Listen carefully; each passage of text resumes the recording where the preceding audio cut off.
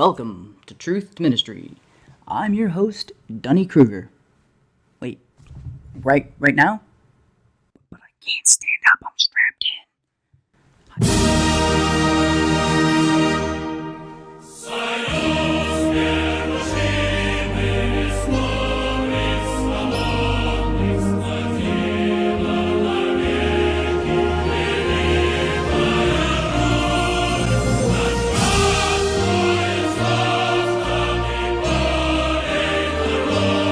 It's that time of year again. No, not where we strap a virgin to a tree and set it ablaze in hopes to entice the sun god to return. Next winter solstice, though, who knows? That's right, it's time for everyone's favorite December holiday, Kwanzaa. And now that Joe Harris is president, we will no longer be forced to say Happy Holidays or Chappy Chanukah or even Merry Christmas.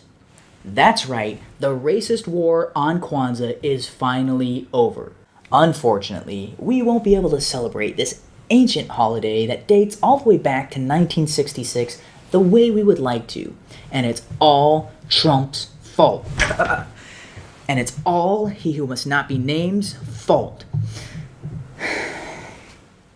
If he hadn't invented COVID-19 and then personally infected tens of millions of people with it, then we'd be able to meet in person instead of spending the holidays in complete solitude.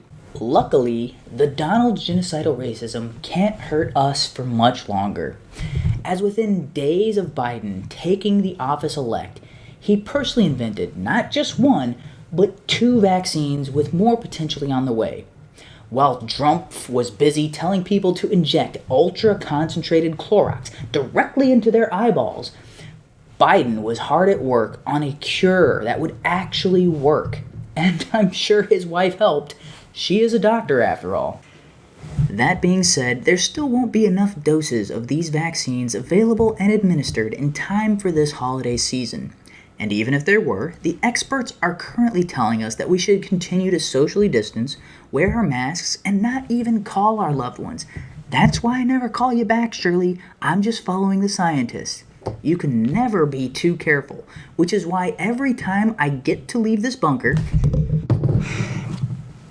every time I am forced to leave the safety of my apartment, I wrap my entire head in plastic. That way, there's no chance of me spreading or receiving any air particles, let alone ones that have been contaminated by viruses. Now I know some of our audience may be asking, but isn't it worth the risk of potentially catching or spreading this virus if it means we get a taste of the physical companionship we used to take for granted before all of these extremely necessary lockdown measures were put into place? Well, to those people asking, I just have one thing to say to you. Nein, das ist verboten! Excuse me, I must have had a keck in my throat. What I meant to say is doing that would be the most selfish, irresponsible, and downright evil thing anyone could ever do. There's that keck again. For those of you who may have already made travel plans, booked flights, or may even be in the homes of your loved ones as you're watching this, do you want to kill Gram Gram? Because that's how you kill Gram Gram. She didn't live for 108 years just for you to come along with your "it's got a 0.02% mortality rate according to the WHO" nonsense. Now that we think about this, the only legitimate reason you could possibly have for wanting to visit your relatives this holiday season is you're expecting an inheritance. Well, I've got news for you, bucko. If your grandparents actually had that kind of money, they wouldn't be leaving it to you or your 156 cousins to split. No, they would be going on cruises to tropical islands like, Hawaii, Jamaica, Miami, where they'd be pampered and waited on hand and foot. They wouldn't be playing rummy with a 38-card deck in some nursing home in Minnesota. Financial incentives aside, I can understand where you're coming from. I mean, who among us hasn't wanted their grandparents dead at one point or another? Especially when they keep misgendering you and refuse to use your preferred pronouns.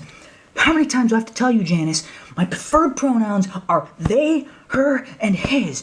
What's so hard to understand about that? Just because you grew up when the entire world was in black and white doesn't mean you get to dehumanize me and wish my death by calling me your grandson. And yes, I would love some more of your homemade brownies. Oh, sorry about that, folks. I believe I was experiencing what experts refer to as a PTSD flashback of Thanksgiving 2019, Indigenous Peoples Day 2019. And if you've never experienced a life-threatening trauma like that, it's because of your hetero-cis privilege. Now, where was I? Yes. And don't even think about connecting virtually, as not even McNorton antivirus can guarantee that it will protect anyone from COVID-19. If you truly care about Mima, you will ensure that she spends the remainder of her days in indefinite isolation, completely cut off from the rest of the world. That way, when she dies naturally of utter despair rather than the world's most deadly virus, she will thank you for not being a selfish prick for once in your life. That's all we have for tonight's videocast. Thank you for joining us, and as always, you can't be guilty of wrongthink if you don't think at all. Hey now, don't dream it's over. Hey now, when the world comes in, they come to build a wall between us. We know they won't win.